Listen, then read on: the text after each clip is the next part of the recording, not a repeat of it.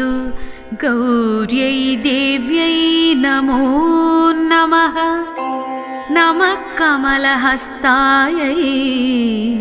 वासव्यै ते नमो नमः चतुर्भुजायै शर्वाण्यै शुकपाण्यै नमो नमः सुमुखायै नमस्तेऽस्तु वासव्यै ते कुलालये कमलायै नमस्तेऽस्तु विष्णुनेत्रकुलालये मृडान्यै ते नमस्तेऽस्तु वासव्यै ते नमो नमः समशीतलपादायै नमस्ते